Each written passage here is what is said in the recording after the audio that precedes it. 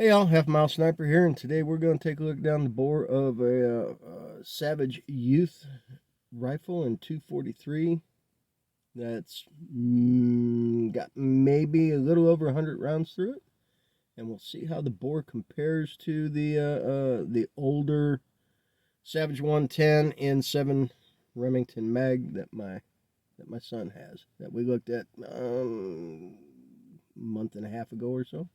So sit back, kick your feet up, enjoy the ride.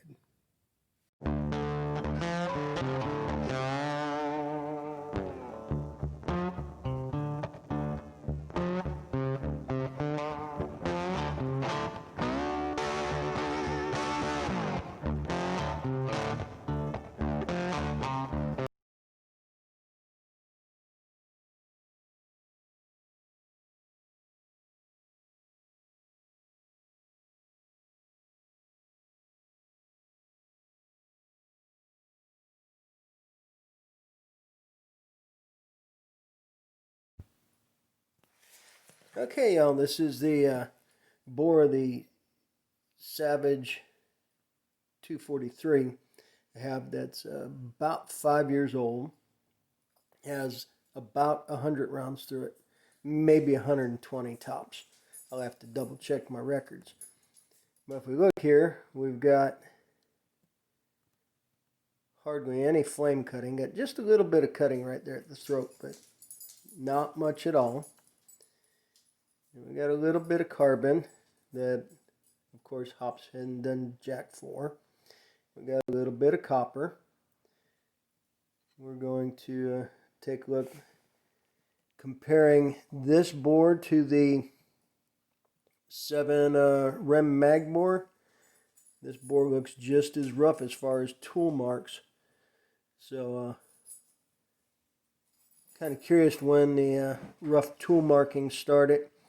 I have one more Savage I'll be able to take a look at, and that'll be my dad's Savage, which is way older than I am. We'll see if there was a better quality control on the interior of the bore. But for maybe 100 rounds,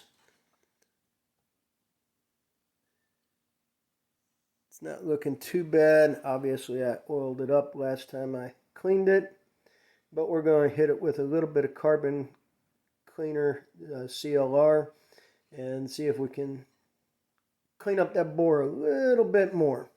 So sit tight. Okay, so here we are after the application of some CLR and number of patches and getting some of the carbon out. Still see minimal flame cutting at the throat. Still have some gilding copper in the grooves. Little bit of copper up on the lands. Mind you, again, this is only 100 rounds through this gun.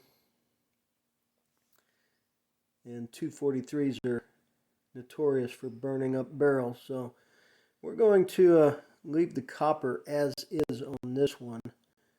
We're just going to hit it one more time, I think, with some CLR to bust up that last little bit of carbon, and we'll call it good. Being as how this gun is so relatively new and such a low round count, I think the copper that we have is just about right for continued accuracy. So we'll be back in a little bit. Okay, so this will be after the I think the second pass of CLR, a little bit of brushwork, and board definitely looks a little bit better. Now that everything's cleaned up, we can see that those first 100 rounds have done a little bit of flame cutting at the throat, but not much. The other rifles we've looked at had a whole lot more flame cutting, but they've also been shot a lot more. And now that most of the carbon is out of there. The copper that's in the grooves does not appear to be much at all. Again, this rifle only has about 100 rounds through it. But we do see that we still have the like tool chatter marks from when the bore was rifled.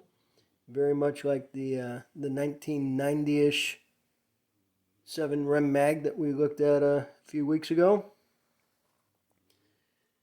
This gun here, we are going to leave the bore as is now. I am going to give it a quick coat of oil before I throw it back in the safe. But this gun just needs to have the 0 double checked, and it is ready to go for hunting. I'll see if I can pull up the a still from the 7 Rem Mag and do a comparison side by side with a still from this board, just to do a little comparison between the two.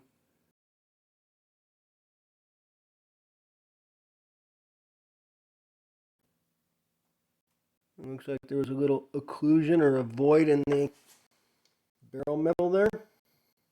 Interesting. That'll be something to keep an eye out for. Again, had I never gotten this bore scope, I would have never seen that. Alrighty, folks.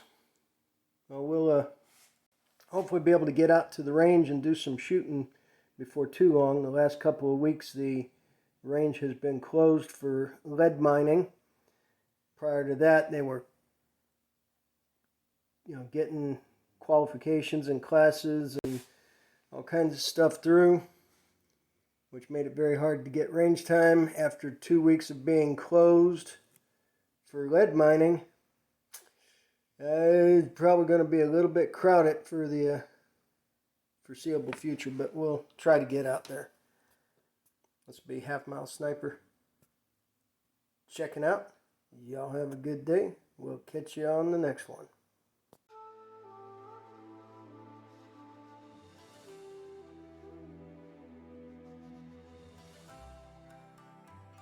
Send it.